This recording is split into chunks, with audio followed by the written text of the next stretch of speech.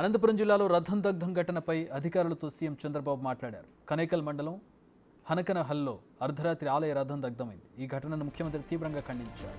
అధికారులతో మాట్లాడి వివరాలు తెలుసుకున్నారు. అగంతకులు నింపుబెట్టడంతో రథం కాలిపోయినట్టు జిల్లా అధికారులు సీఎంకు తెలిపారు. ఘటనపై సమగ్ర దర్యాప్తు చేపట్టి నిందితులను వెంటనే అరెస్ట్ చేయాలని ముఖ్యమంత్రి ఆదేశించారు. ఘటనా స్థలికి వెళ్లి విచారణ చేయాలని కలెక్టర్ ఎస్పీని కోరారు. దర్యాప్తు వివరాలను ఎప్పటికప్పుడు తనకు అందజేయాలని సీఎం ఆదేశించారు.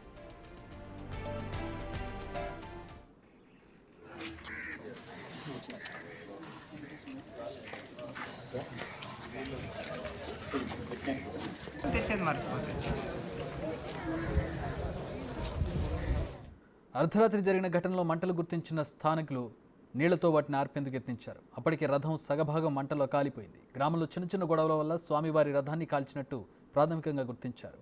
అనంతపురం నుంచి క్లూస్ టీం, డాగ్ స్క్వాడ్ను రప్పించి దర్యాప్తు వేగవంతం చేశారు. ఘటనా స్థలికి చేరుకున్న జిల్లా కలెక్టర్ అక్కడి పరిస్థితులను పరిశీలించారు. రెండు సామాజిక వర్గాల మధ్య ఏర్పడిన కలహాలే ఘటనకు కారణమని ఎస్పీ జగదీష్ వెల్లడించారు.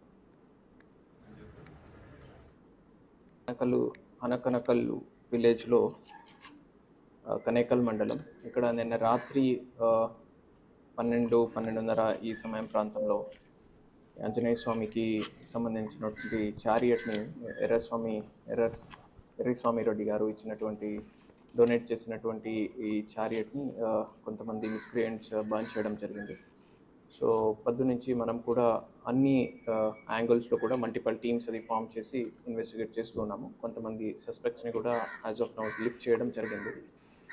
ఫర్దర్గా మనకు based on evidence and interrogation will be pointing out at the accuse persons ఎవరు అనేది మనము ఐడెంటిఫై చేయడం జరుగుతుంది. దీంట్లో యాజ్ సచ్ ఎటువంటి కమ్యూనల్ యాంగిల్ కానీ between religions or between caste ఎటువంటి గొడవల వల్ల కానీ డిఫరెన్సెస్ వల్ల కానీ జరిగింది కాదు. ఇది ఒకే కమ్యూనిటీకి సంబంధించినటువంటి రెడ్డి కమ్యూనిటీకి సంబంధించినటువంటి రెండు గ్రూప్స్ మధ్యన జరిగినటువంటి ఇష్యూ.